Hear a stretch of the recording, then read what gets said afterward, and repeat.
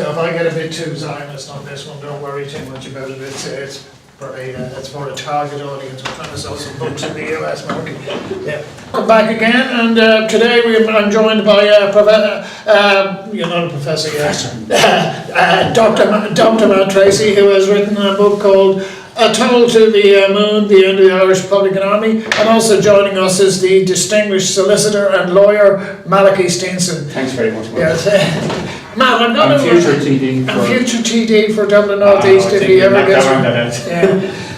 Matt, I'm going to ask you about Sinn Féin and the left. You write about it quite a bit, and you talk about it as the politics of identity. Now, something that I've observed over the last few years is that Sinn Féin haven't been the initiator of too many things, whether it's water charges, whether it's support for Muslims, but it seems as though that these have come from either the Socialist Party or the people before the Socialist Workers' Party, to give them their correct name. And Sinn Féin has basically latched on so that they won't get squeezed out by the left. What's your thoughts on this one? I mean, traditionally I have never seen Provisional Sinn Féin as a left-wing party. Do you think that they're getting wagged by the Sinn Féin dog is being wagged by the left-wing party tail? Well, I think the replacement of economic left-wing policies by this identity stuff actually disguises the fact that they've moved to the centre. I mean, the original Provisional Sinn Féin was Early Newer, which was similar to the official movement policy at the time. It's based on cooperatives and state ownership of banks and stuff like that. They've abandoned all of that. They're in favour of lowering corporation tax in the north. How's that left wing? And they've replaced all this by this kind of spurious identity stuff that doesn't actually, I don't think it actually means anything. What's your thoughts, Malachy? Because you came from what would have been considered more the left wing of the Republican movement, certainly post 1970s. Well, I think Matt mentions the Early Newer policy, which is still the policy of Republican Sinn Féin, and it was devised by people like Daithí O'Connell originally. And I think that in '83, when Adams became president of the Provisional Movement, and they had previously dumped Early Newer on the basis that it was a sop to unionism. Now, if that was a sop to unionism, what's the Good Friday Agreement? Yeah. if not worse. And I think Matt, when he quotes, I presume I think it's a quote from Adams. When you talk about kind of the new popular movements, Adams' question is, what way is the mob going so I can lead them there? But the identity politics, I think identity politics has destroyed politics and destroyed there's no real left and right anymore, because nobody actually talks about economics. If the provisionals who have always argued against corporation tax as it's implemented in this state and wanted it raised, and now they want to reduce corporation tax in the north, because they want to. We see, for instance, their policy in the Middle East, where they were opposed to Israel, for instance, and then they bring over Caterpillar because they're going to create a factory in Derry with 300 jobs or whatever. So it's purely now right across the left, to a greater extent, I think, than the right. And this was, it feeds into the reaction to Trump, because Trump was a rejection of the liberal policies. And not that people actually voted for Trump because of who he was. I think they voted for him because of who he wasn't. Okay. And, you have the economic argument, which has all now moved slightly right of centre, where we have this welfare culture on one hand that has been built up, and nobody, the right, don't seem to be really concerned with curtailing that. And we have the left, who seem to believe that the welfare state is something, as it operates in this state, that should be achievable and that people should be happy with it. We see, for instance, that they're, on one hand, they argue about corporation tax, and on the other hand, and going with that then, you would naturally have the right to private property. Yet when the National Maternity Hospital was moving to St. Vincent's, They wanted somehow across the left to somehow seize the land from the Sisters of Mercy, rather than pay them the 300 million it was worth, or, as I said at the time, build the hospital, if they didn't want it on church lands, on the RTE site, which was sold last week for 107 million, a couple of hundred yards up the road. Okay, I want to go to yourself on something like this. There's a perception out there in certain circles that Sinn Féin were always anti-Semitic, particularly going back to the 30s and Sean Russell. Is that something that you experienced, or is this another myth that's created? Was there, particularly when you were involved with the Republican movement? Well, my uncles who were involved in the IRA in the 40s and 50s were very pro-Israel, because they were fighting the British, whatever. I don't think Sean Russell was anti-Semitic, in fairness. Now, he got involved in that stupid thing with the Germans, whatever. I think that it was more like my friend's enemy, my enemy's enemy is my friend, rather than any political analysis, and it was purely an arms buying expedition. And likewise, my uncles would have been involved around that period. And Sean Russell, in fact, came from North Strand. Oh, I appreciate that. But across the road. Yeah, but I've taken this up with current members and the current elected members of Sinn Féin. They probably never heard of Sean Russell. Well, no, what they have, some of them have. What I've always said is, okay, I would accept that Sean Russell wasn't a Nazi. He wasn't, he wasn't somebody who was kind of. He was actually more creative. I think Brian Hanley did something on him a couple of years ago. Russell was actually more critical of what he saw in Germany than Frank Ryan. Yeah, Frank Ryan is this left-wing icon, whereas Russell's supposed to be some Nazi and statues defaced. But would you not say, okay, consciously or otherwise, that he was a collaborator? It's like you said, it might be stupid. I mean, probably to have a bombing campaign in England at that time was pretty stupid as well. But like, the left make out this big thing about Russell being a collaborator. Between 1939 and 1941, communists in Britain were sabotaging warplanes and ships because the Hitler-Stalin pact. So they don't really have much. Okay, let's move on then. I mean, you mention it in the book, and I think it's fairly well common knowledge that during the so-called Troubles, IRA sourced weapons from Gaddafi's Libya. What is your, shall we say, educated either guess or understanding beyond Libya? Where there's a suggestion that's fairly widespread is that the affinity between the current Sinn Féin is because the IRA sourced weapons from particularly people like PLO and so on and so forth. What's your understanding of that one? Well, the people like the Halawas and the Muslim Brotherhood who they're supporting now, they'd been anathema to the old PLO. And the old PLO were destroyed by Hamas. And there's people who were at Sinn Féin Ardeshus and who were at IRA training camps were tortured to death by Hamas, thrown out the police authority building, and they just completely forgotten about them. You were saying that the Palestinian Solidarity Committee is funded by Qatar. Yeah, I think there is an insidious sort of anti-Semitism that's called anti-Zionism, and like there are issues obviously involving Palestinians, but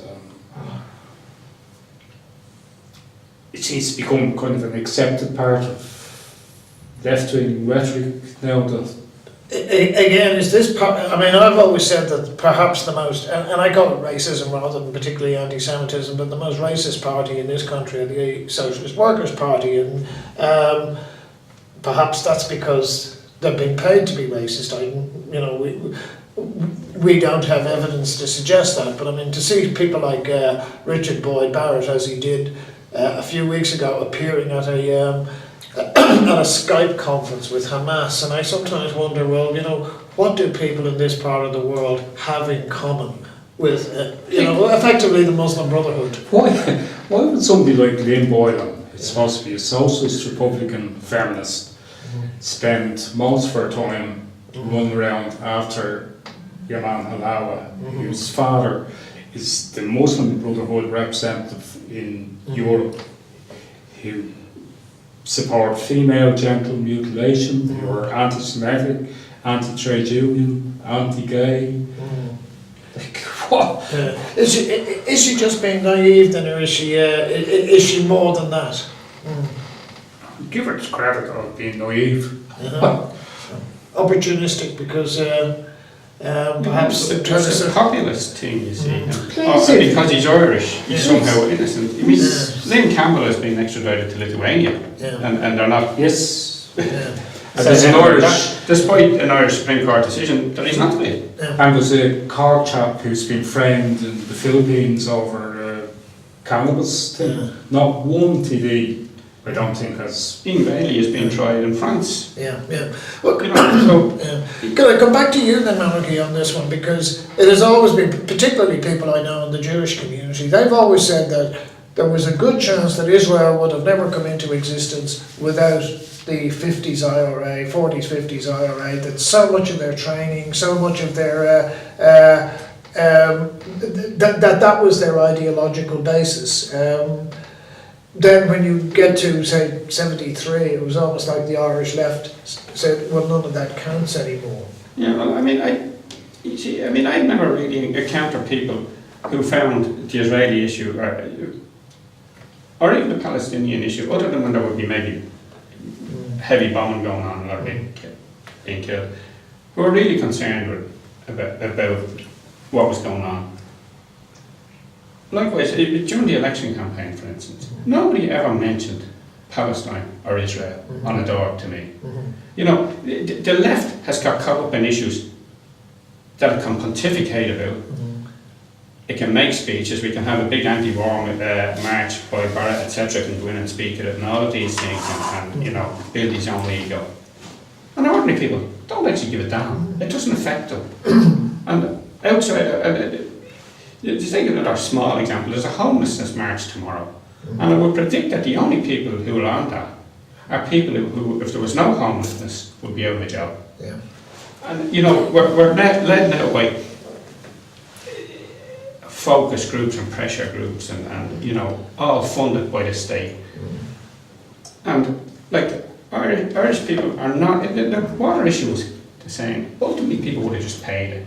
And it took on a life of its own because it was dead, and then the water meters part of it kind of kicked off in Cork, and that got a bit of the usual agitators. And the Shinners' position was quite clear, we're paying it. And then after the election when Paul Murphy won, they changed their position and nobody bats an eyelid, and in fact what defeated the warden charges was Fianna Fáil changing its position, not the provisionals. It's kind of an absurd situation where you have the majority in Dublin City Council who can pass a motion to fly Palestinian flag off the GPO or change the names of streets, and they're having the protests against themselves. Well, it's one area that the council has control over. We have to vote in the council. Well, I want to come to you on this. I just want to put this one to man in the sense that it struck me, because I was at the what we would call what passed for a debate on the PLO flag over Dublin City. Sinn Féin voted en masse. Now there was not one dissenting voice, which struck me as that we're getting into cult here. We were getting stupid things coming out, like one of the councillors saying, "Oh, it's my dream that a united Irish football team will play against a united Palestine." Now you can take your pick as to which is going to come first. But it struck me just listening to people there that they had latched onto this issue, not because of any great devotion to Arabs, but because it was another way of perpetuating the troubles without really ever having to get involved. It's just like you tick all these boxes. I'm saying somebody, if a Polish person, say of Halawa's age, she was born in Ireland, Polish parents, went back to Poland to take part in a fascist coup. Would Lynn Boylan be visiting them in prison? Halawa's are worse than fascists in what they believe in. It's about ticking it's boxes. because he's brown. And of course you're not. I don't think that to be. It's kind of a reverse situation. And you have to be considered to be validly on the left. Now you have to tick all the boxes. And because, for instance, I don't tick the box on abortion, I'm the enemy. You know, and people are not allowed to have an opinion, and you are defined. And it used to be what's your position on the war in the North, and that defined for us as Republicans where you stood on everything else and whatever you had to do with you. But just because, just coming back to the arms and all of that, just because you buy arms off a particular group doesn't actually necessarily mean that you agree with them. You know, and I would have known many people who were involved in the logistics end of work quite closely with them of operations. And when you were looking for weapons, you sourced them where you could get them, whether it be in Europe. And we see only recently Seamus Ruddy's body was recovered, something that I never actually thought was possible, purely because of the logistics of it. And he was the NLA's link with the PLO, and the weapons were coming in through France at that time. But you know, when you're running the war, you can't complain about your. Ultimately, the suppliers are the American and British arms companies, no matter where they are. You know. I want to come back to you on that one, Matt, because I was at an event about 4 or 5 weeks ago. I was covering it. It was about the camps in Chechnya, and there was a guy there from the Socialist Party, and he was coming out with the view that, you know, for argument's sake, he would say that by you being critical of the Halawas, and by extension Lynn Boylan, you were being Islamophobic. Now, has it got to that stupid stage where you're not allowed to go against the perceived wisdom? Well, if you look at what happened in Egypt, most Egyptians are Muslims, assume.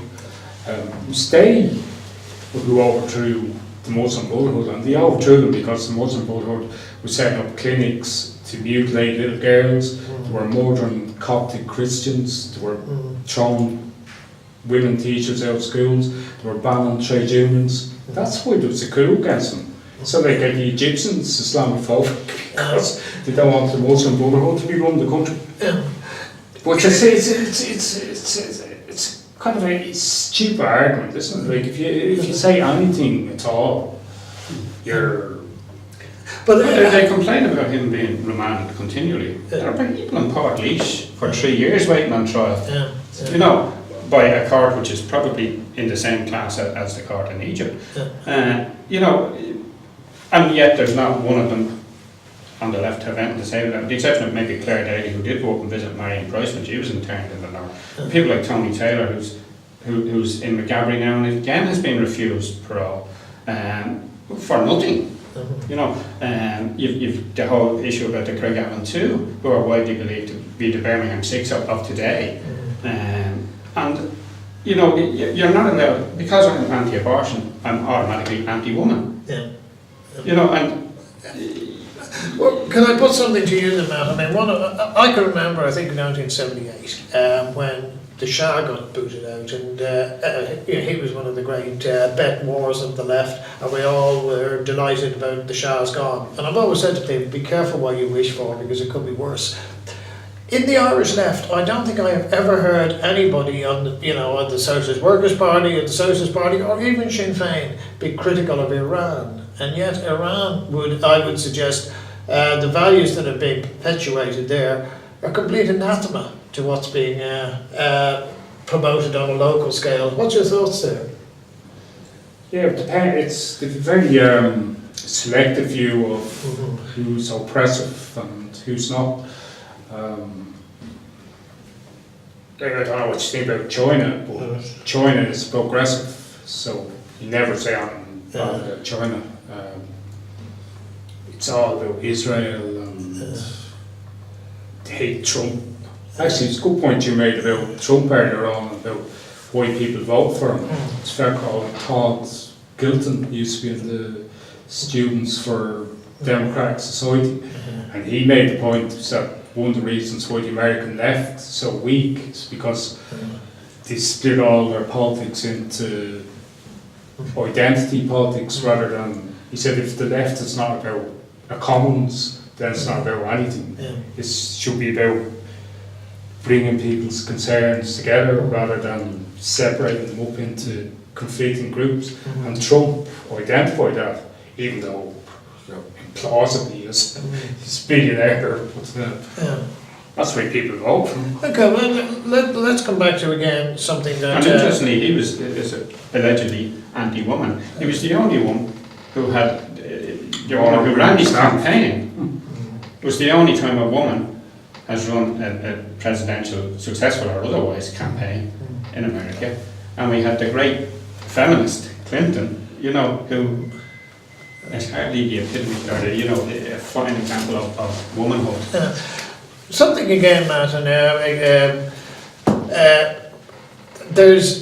it's very easy to find them. There's a photograph of, and there's a statement put out by Sinn Féin councillor Chris Andrews. There he is, standing beside Bashar al-Assad.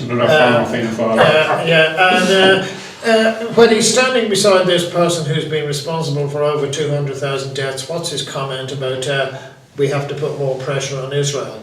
We also then have, it's very easy to find a photograph of Adams with Ismail Haniyeh, the man who came to power in a coup. This is something that's I'm curious of. Have they got a blind spot? Or is this somehow or other, we really do have a thing about particularly Israel and by extension Jews? I don't know whether this is libelous. I strongly question Chris Andrews about his attitude to Israel and what it's based on, because he's never evidenced any other left-wing, if you consider opposition to Israel to be left-wing. He's obsessed really with the whole thing. You wonder what that's based on. It's usually based on some unhealthy obsession. Yeah, well, that's what I'm saying. I mean, I would have said that particularly something like Chris Andrews, because it either it was opportunistic, and he never struck me as bright enough to be opportunistic, is that there was a more visceral hatred in there somewhere or other than... I'd say definitely. Yeah. What's your thoughts? He was opportunistic enough to jump from Fianna Fáil when he saw them going down into the Shinners. But why would the Shinners have wanted him? Because he's not there for his intellectual capacity. Well, who is in the Shinners? Well, yes, and in time he'll move on. And when they do split, he'll be on the side of opportunism. Are you just saying that because he went to Blackrock? Well, not particularly because he went to Blackrock, but I mean, my own son went to Belvedere, so no difficulty with private education. But his whole background, it doesn't lend you to naturally assume that he would be either a Republican or a socialist. But the left in this country gets concerned about what's happening thousands of miles away, because they're ineffective at articulating any policies that actually relate to people on a day-to-day basis, and it's all this distraction politics.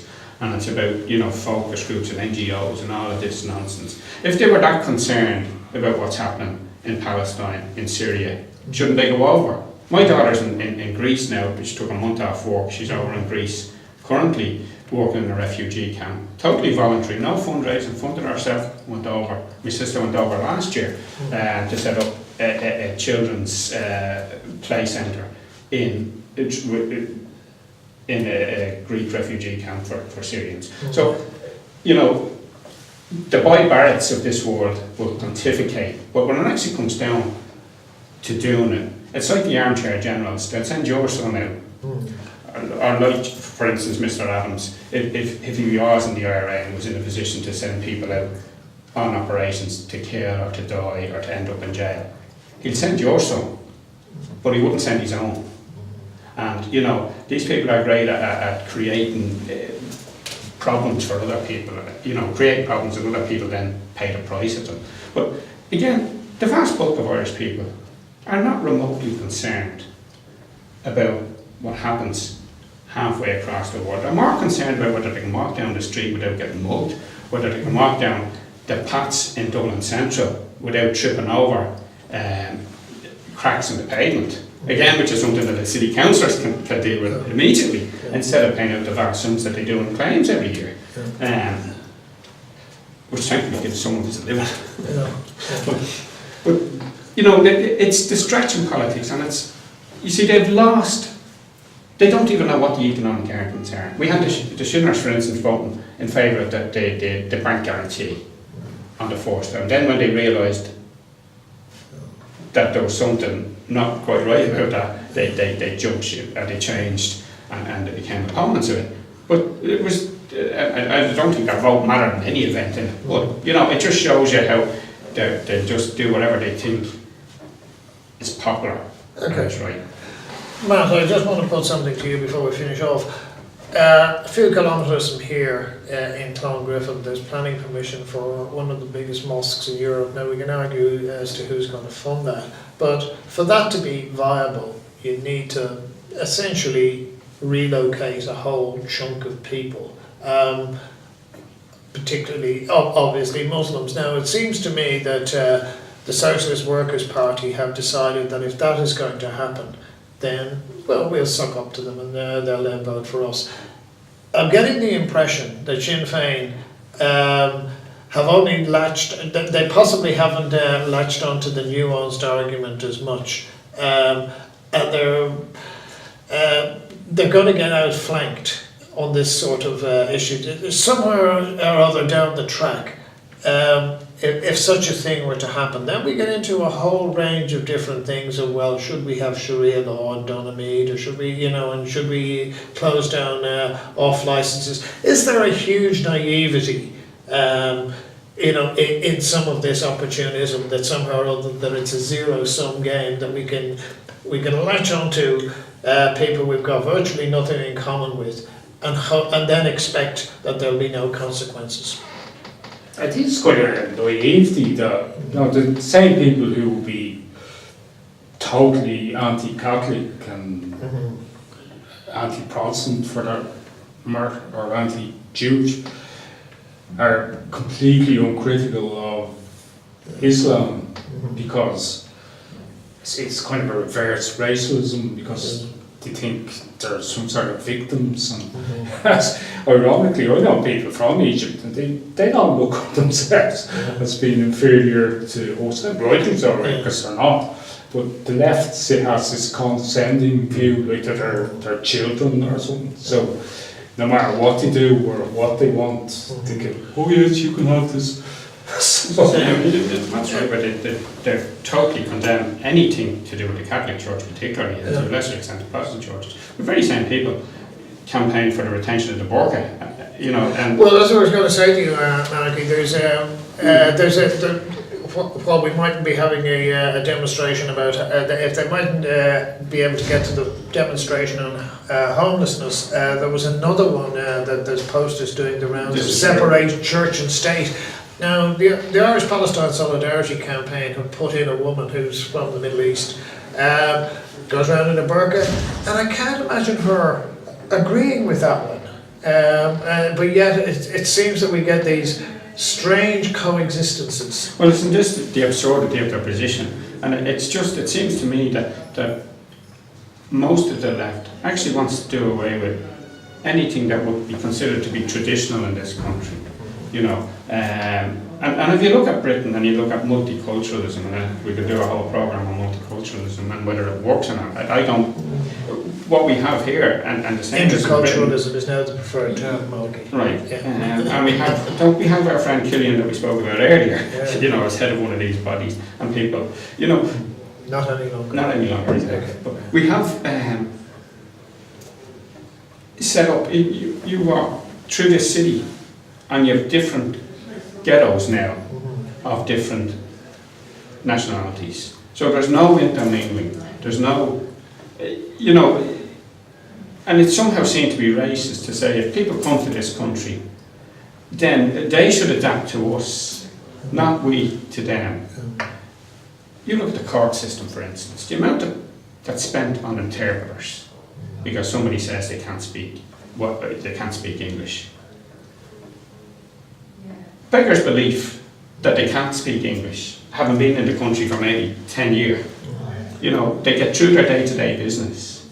And instead of saying, right, the first thing you have to do is to learn the spoken language, even if it's not the first language or the national language, to learn the spoken language in the country. And they talk about, well, Irish people emigrated. Irish people, by and large, went to English-speaking countries, and where they didn't, where they went to non-English-speaking countries, they learned the language. Yeah.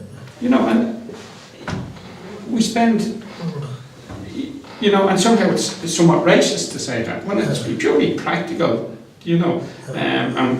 You know, the left will tell us we have to take religion out of schools because there's a few Muslims in the schools now, for instance. When in fact, the Muslims are saying, feck off, we're going to build our own schools. You know? Well, on that very point then, Matt, and this is why I just wonder, have we lost sense of perspective and reality? There's a bar, Malachy will know all about it, down in the north, on the Ballybog Road. It's and on one end of the bar outside you've got a flagpole with the PLO flag, and on the other end of the bar you've got the rainbow flag, and I keep pointing out. There's a tricolour in the middle. No, there isn't anymore. Is it gone? No, that's gone. Yeah, no, ever since the man got shot. The flags only came after that. Yes, yeah, and now I've been making a joke. I've been saying, well, this is Dublin's favourite Muslim gay bar. Does that require so much blinkerdom to, or is it just sheer opportunism? But that's, you mentioned that chap, Gilton, I think, who's involved in the Students for Democratic Society. That's the point he made. He says, how can you have identity politics where extreme Islamism is compatible with gay rights, or Jews, or women's rights even, or trade unions? It's a complete rejection of what used to be left-wing politics. So left-wing politics should be based on commons, bringing people together and saying, look, yeah, okay, differences, but you have to get on together and respect each other. Whereas identity politics is, no, you just go off and do whatever you want, and we'll support you, unless you're Catholic or Jew. And that particular pub, I think this week or last week, is a fundraiser for the Social Democrats. I mean, it's run by, as you know, the brothers of a Dublin City Councillor, who, in a Phoenix article, a Phoenix interview he done, admitted that his politics when he went in and stood in the 2015 local elections weren't fully formed. In other words, I didn't have any politics. Well, other than opportunism. Okay, I just want to conclude on this one, because we have offline, we have mentioned there's a Lord Mayor about to be elected in Dublin who, by his own admission, is a member of the Irish Palestine Solidarity Campaign. Are we likely to end up with a situation where we get so many of these symbolic but meaningless motions or meaningless positions attached to Dublin City Council? Because clearly the flag issue has brought discredit rather than credit to the city. Well, I mean, I think, again, I doubt if anybody in Palestine was remotely concerned about whether flags flew over city buildings in Dublin. They probably, you know, they're more concerned about staying alive, I would imagine. But again, it's one of these nonsensical decisions that councillors waste their time bringing. And even the motion on street names last week. Well, when the real work is there, I mean, the homelessness issue, which they all have it on about, and we had the initiative in Apollo House at Christmas, which I rightly said was another attempt by people like Oval to build that profile, and after Christmas it would be gone. And I still see no accountability of we wrong on this for all the money that was raised. I'm not sure if any of that has been dealt with. But it's purely opportunistic, and it's about, you know, the great and the good, feeling good about doing something. And like, the council could sort the homelessness problem tomorrow, and they'll turn around and say, well, it's not a councillor's decision, it's the city manager and all that. Then pull down the council. Take it out and say, if we can't make the decisions, then we're not sitting in what's Yeah, basically we're a talking talking there. shop. Yeah. And So they have the absurdity of the whole thing is that they're passing all these motions about flags and stuff, and then they're protesting. The majority of councillors are outside City Hall protesting about homelessness. What's the point of them being there? Yeah. The human And in vote fact, on that. if they just, even, they don't even call them vacant flats now, they're voids. Yeah. You know, even if they were just populated, now if you look at Liberty House, which they sold off to a housing association, that was modernised maybe 15 years ago, 20 at the most, and they purposely de-tenanted it in order to give it away to a housing association because they can get funding. You know, So they're giving out about, rightly so, about what happened in London, and it's horrendous. They're planning to build apartment blocks and fingers, exactly the same lack of planning and... I'm going to give you the last word on this section, Matt. You've got a new book that you're working on. Tell us just very briefly what you can tell us about that. Book? Yeah, The American Left. The Yes. American Left. Yeah. Yes, my next book is about students for Democratic Society, Malcolm X, Black Panthers. Weathermen? The Weathermen? To Weatherman, Uh-huh. who ended up working for Barack Obama. Did they? Uh-huh. So it'll make me even more popular than... there goes your visa. Any thoughts on when we can expect that to hit the... within 2 or 3 months. Okay. Last but by no means least, the current book, Tunnel to the Moon, The End of Our Republican Army. How can people get it? It's only online at the moment, haven't got it into the shops yet. So we'll be having a book launch soon. Okay, well let us know when that happens and we'll be able to get it out to a few more people. Anyway, Dr. Matt Treacy, Malachy Steenson, thank you for your time today. Thanks, Mick.